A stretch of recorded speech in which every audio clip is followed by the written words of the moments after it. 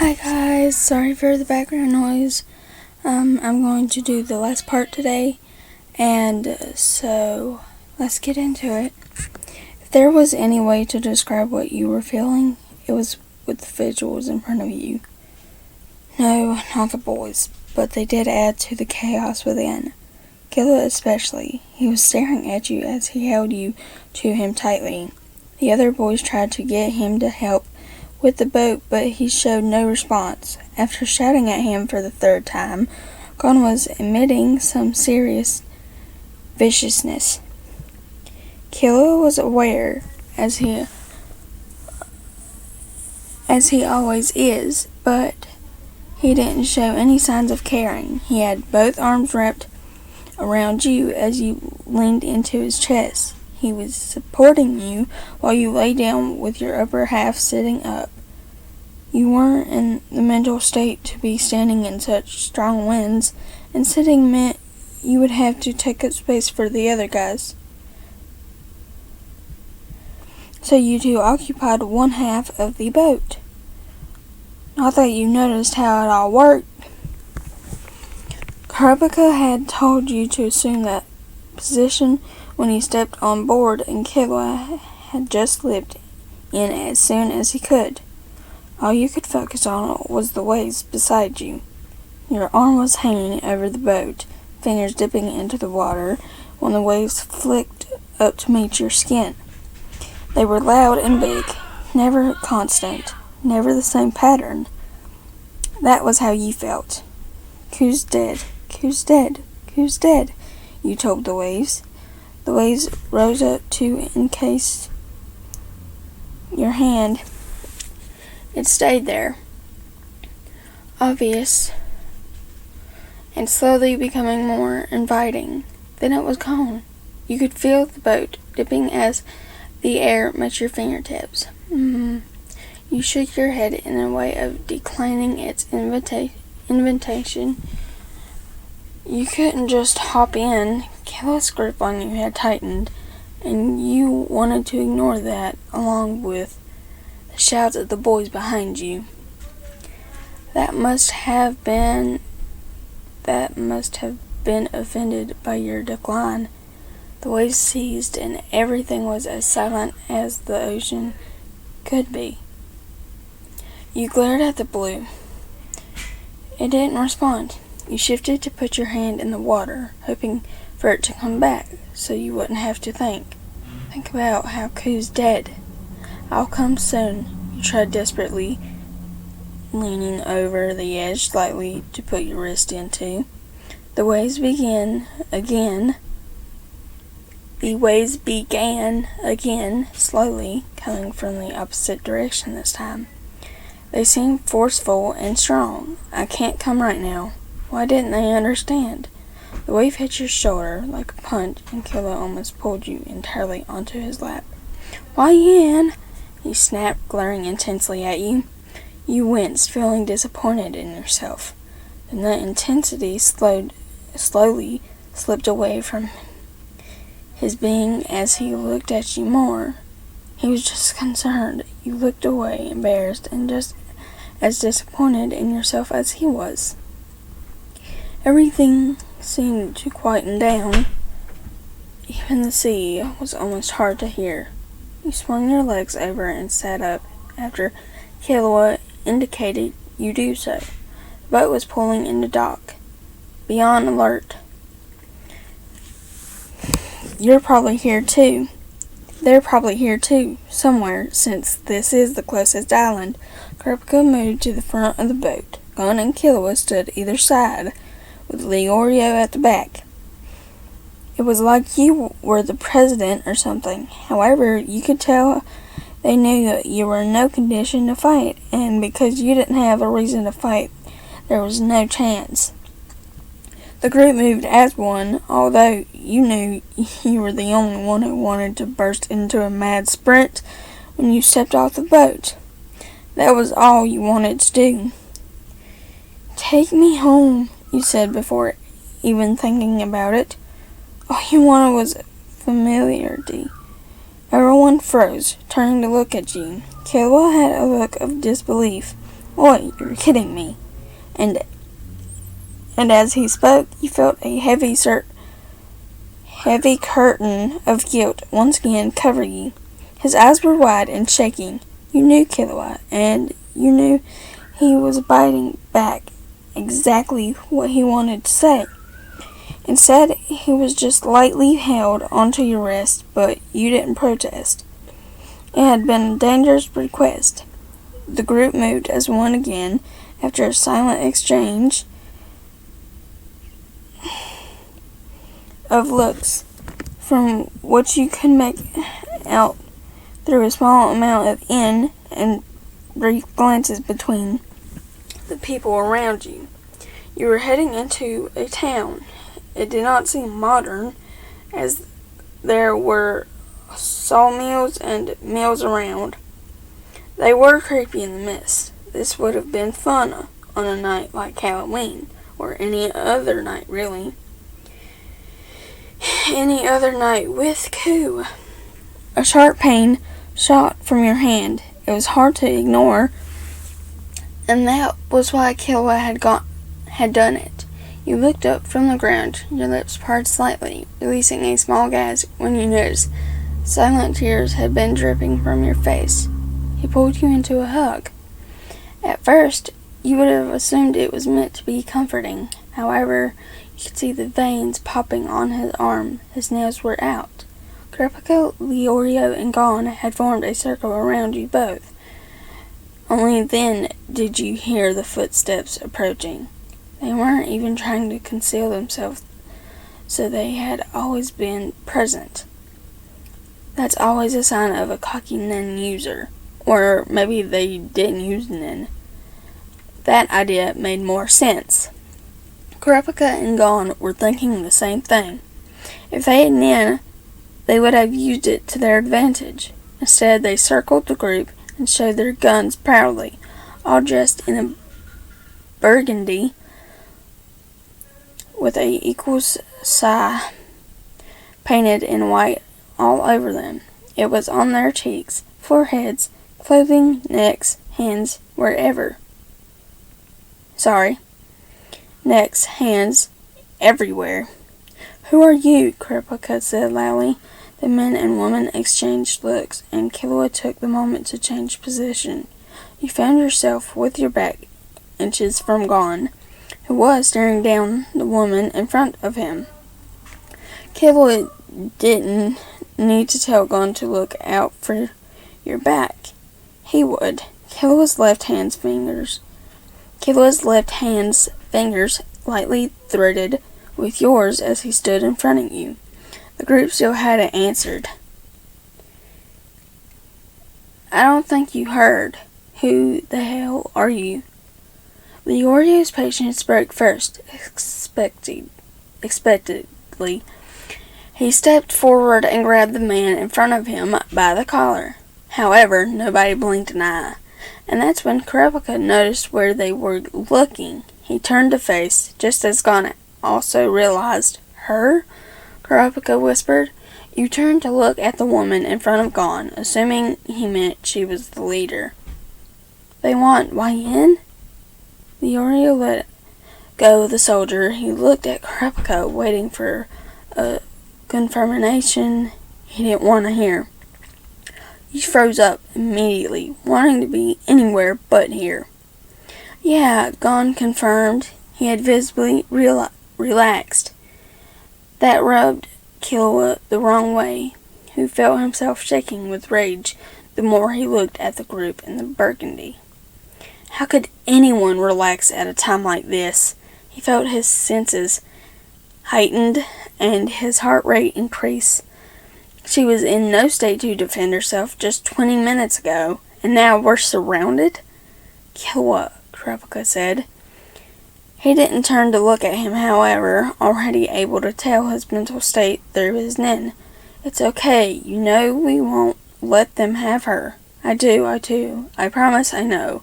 But if we're dead or bleeding out from gun wounds, are we of any use to her?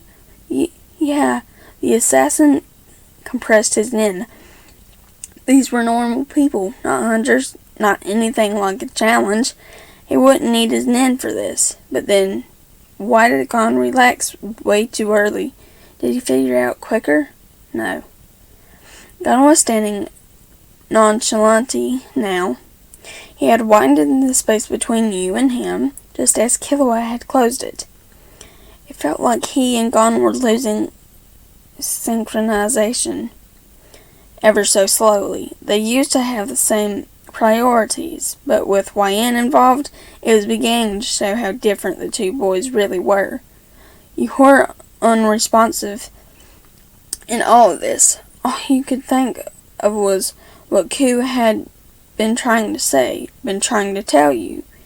There was a group here that wanted you. Is that why he had been trying to protect you? Ku responded in milliseconds, with haste in his voice, including voice cracks to go with it. He said they were going to kill her. It's too late. Everyone's going to die. These are the people he was talking about, he whispered. Killua turned to look at you, not able to connect the dots. You lifted your eyes to meet his blue ones. Ku. As you spoke his name, it felt as if a knife had been driven into your heart. However, you held back the painful sob clawing up your throat. Communication and clarification was coming first, or so you thought. A gunshot sounded and Gon yanked your clothing to pull you back out of a bullet's path. You stumbled back, and by the time you regained composure, all hell had broken loose. The Oreo had a man in a headlock, and Krupka was swiftly taking out anyone who approached him from a blind side. He was also targeting the woman, knowing Leorio had a soft spot. His old nunchucks were out, and you recall Killua making fun of him for using them during the Hunter exam. Killua.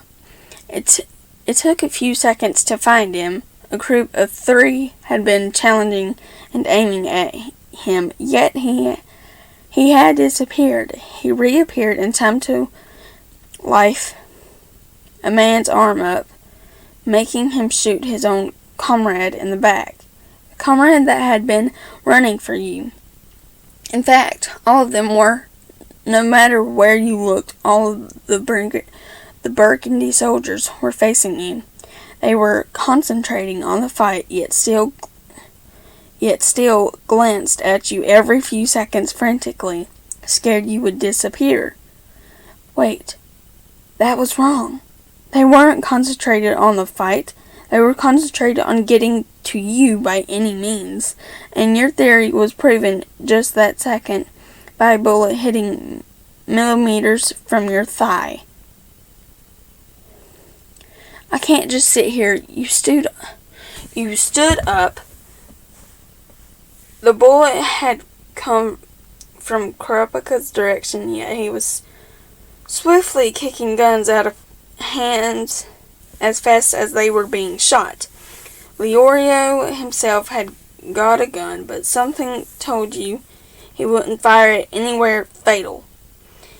Another bullet came towards you, from behind this time. You turned just in time to see Gon beckoning towards you. He was outnumbered 5-1. That was the largest group left, though. You could tell by the volume levels lowering. I'm here. You moved to stand beside Gon. The corner of his mouth twitched with a frown, but he knew better than to bicker in front of enemies. You pulled your leg back and pulled your hands up. Although Kurapika had said Nin would not be needed, you were not quite fast enough to dodge bullets yet. A aura surrounded your arms. They had been trained to use your elbows as defense and offense. Or as defense and offense. Gon jumped forward, turning mid-flight to roundhouse kick the front man in the head. You didn't have a chance to see if it landed, as a bullet was shot towards your shoulder. They weren't aiming to kill, not yet. The soldier who tried to shoot you was a woman. She looked to be middle-aged with graying roots. Beside her stood a young man who had 2 melee weapons. The group was diverse then. It seemed anyone who could fight was allowed. "I'll take this one." The man stepped forward and took off his balaclava. Sorry, don't know that word. He unsheathed his knives and did a fancy little spin with them as he went into stance. You were panicking inside.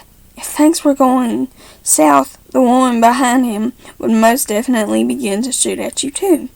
She was shooting now, making you step back as every bullet nipped closer to your toe. It was all to distance you from the group, and you kept backing up while watching the happenings on the road. Gon was fighting 3 now, but Leori had begun to shoot at their feet. Meanwhile, Kurapika was tying people up near some long grass. Killua was nowhere to be seen. Then her shooting stopped. You were far enough. "Killua?" Your voice broke as you called out distraughtly. You whipped around, and that's when the soldier struck. He burst forward and swung to almost take your head clean off, but you pulled back just as the blade came forward, unable to do anything but watch as it sliced through your hair and came for your skin. When you regained balance on your feet, you activated a small amount of N. He was fast, but if you could see him without using your eyes, it would equal it out. Immediately, he swung again, and you let him. Slowly, a smile came to his lips, but then you stepped even closer to him, dodging the knife headed for you, and almost shoving your elbow up into his gut. The burgundy man stumbled back, gasping as you heard the knife. He dropped clatter on the ground. Without taking your eyes off him, you crouched to pick it up, and that's when he abandoned his recovery to strike. He was coming fast, and his altitude was low. You had swiped out a leg, but it wouldn't work with him not running, and his grip fixated on your ankle just as you picked up the knife. That was when the terror shot through you. Your next heartbeat delivered nothing but the taste of blood to your mouth. "No!" you screamed. "Not here! I will not fall here! I will not fall too!" And you pushed off the ground. All of your weight went onto your wrist, and you pulled your free leg out for momentum, which let you twist your ankle free. You didn't plan the next part. However, luck was on your side, and your free leg lined up perfectly to deliver a jaw-crunching blow. He was falling to the right. You watched and slowly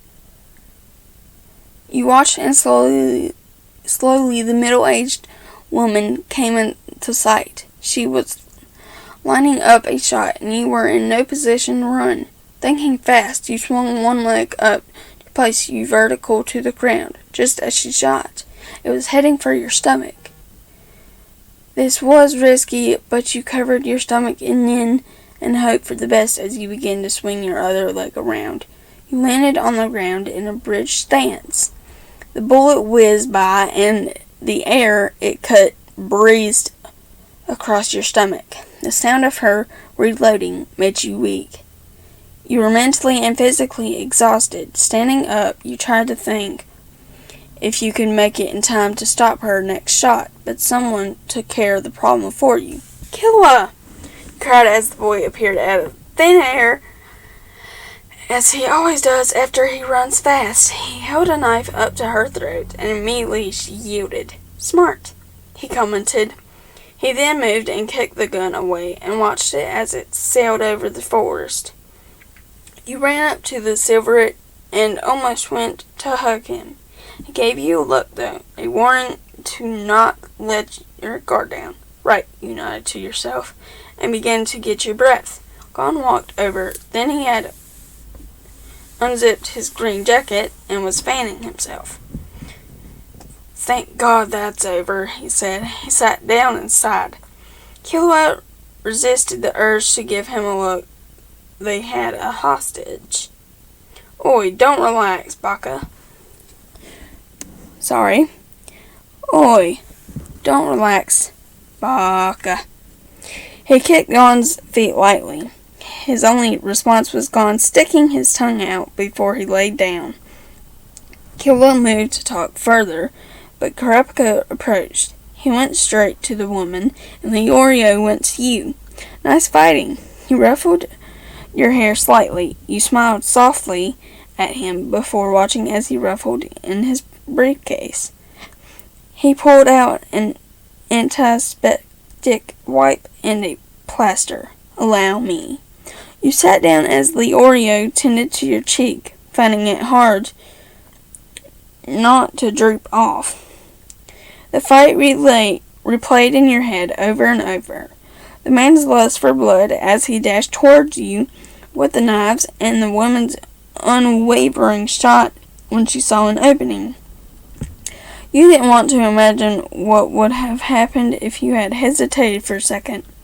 Leorio finished up, and you began to listen to what was being said. If she won't talk, I know how to make her talk, Killua said nonchalantly. He responded with Kurapika's glare of massive disagreement. To that, the boy shrugged and kicked a small pebble. Do you have a family? Gon suddenly asked. The woman turned to look at him and contemplated it before answering with a nod. So you'll want to get back to them, right? Kurapika hopped into the conversation. She nodded again, a flash of regret in her eyes. Sorry, I'm gonna pause it real quick. Sorry about that, guys. Let's get back to it. Then she smiled, and slowly grateful tears began to fall down her face. She could see her children again. Can you answer my questions? You spoke up, and Kurapika moved to let you be seen.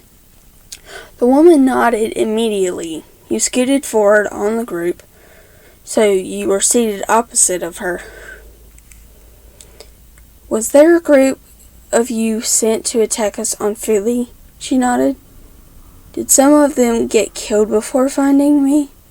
She nodded again. She held up a walkie-talkie that had been under her cape.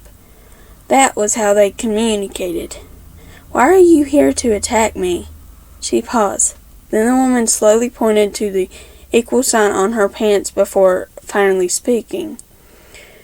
We don't believe that the world is fair. Hunters get all sorts of special treatment. They get away with murder, illegal activities, and things like assassination. She didn't seem mad, though. Why me? You leaned forward, a soft voice crack coming through. And why Ku? And why now? We sent our demands to the Hunter Association. If they didn't answer, we'd start by killing the Zodiacs. Youngest kin. Zodiacs? Sorry, I think it's Zodiacs. Youngest kin. She stared into your eyes, and all you could feel was frustration. Why? You shouted, jumping forward and slamming your hands down on the ground. She was here, thankful for having a family. Still yet she was taking away yours and countless others. You were centimeters away from her face, and all these emotions were coming through you, but unable to vocalize from the past few hours' experience. You knew you were crying, but not able to feel it again. Answer me! Do it! I dare you! Her eyes were unreadable, emotionless, yet she cared about her family. Answer me! You reached forward, but suddenly arms hooked around and restricted your shoulders. Oi! Leorio was talking in your ear, trying to calm you down, but all you could see was red as the woman sat there with her eyes trained on you. Killua stood up after talking with Kurapika and came to face you. He pulled you to sit down with him by pushing on your shoulders and block your view of the gang. Leorio took the note to leave. We're going to go find somewhere to rest. No. YN, come on. YN, come on. He whined and resisted the screaming urge to break into a desperate sob. Let's go. Killua stood up and held out a hand to you, just as the tears began to flow again. He gave you an unwavering look until you finally grabbed his hand. Before walking away, you moved to glance at her one last time, and Killua held his arm out with a look. Kurapika had picked a hotel before we left. He shrugged against the town before placing his hands in his pockets. Okay, you said, feeling even though you had won the battle, you still lost somehow. Besides, you and Killua was racked with guilt. He wanted to hold you as you let it all out again, but if that group of equalists found them, there's no telling where they could be. So he just simply reached out to hold your unresisting hand as you walked through the silent streets. It took hours for the group to show up. Killua said that they were probably sending the equalist off on a boat without any communication electronics. You felt like you had been done out of justice. All of them had killed him. All of them. They all influenced this somehow, some way. Tell me what you're thinking. Killua said softly from the floor. Yes, the floor. You were lying on the bed, staring at the ceiling.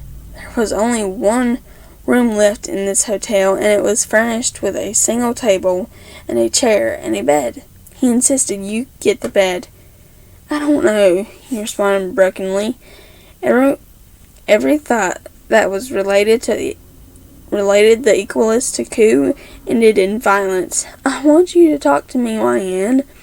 The Silverite sat up to kneel beside your bed. He rested his arms on the mattress and looked up at you. I want to hurt them. I want to kill them. They killed him. I want to kill them. They killed him. They don't deserve to live. They don't know what they've done to me or any...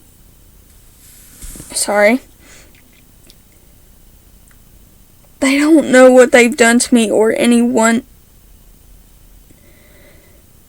You began to speak more viciously and spat the words the more you talked, but Killua interrupted.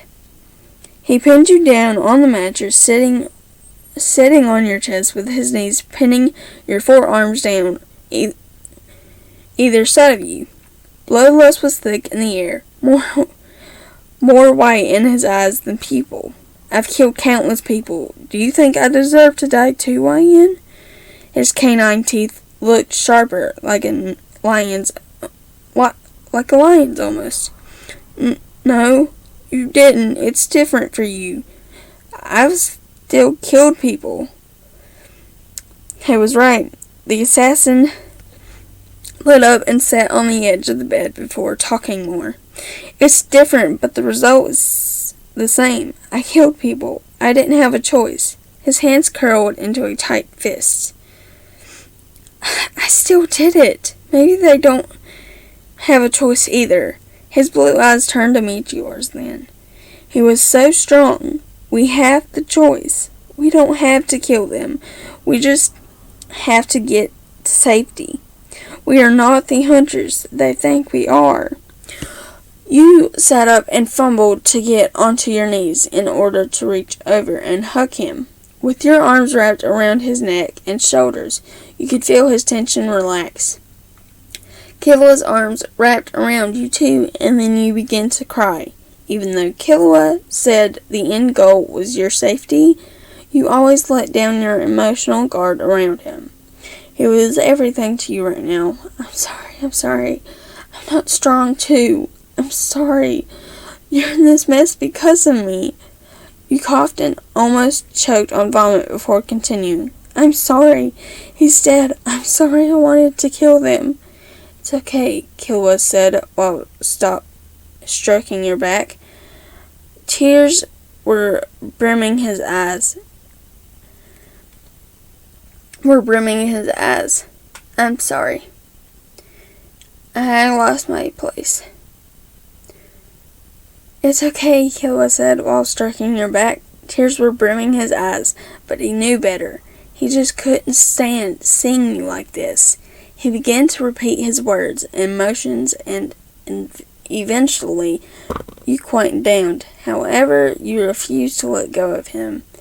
The group found you holding onto him for life as you slept with drying tears on your cheeks. So, that's the end, guys. That was quite long, and I'm sorry I had to pause the video. My dog started barking because my dad's mom came over, and yeah, I will try to remember to do this more often than I do. But yeah, bye guys.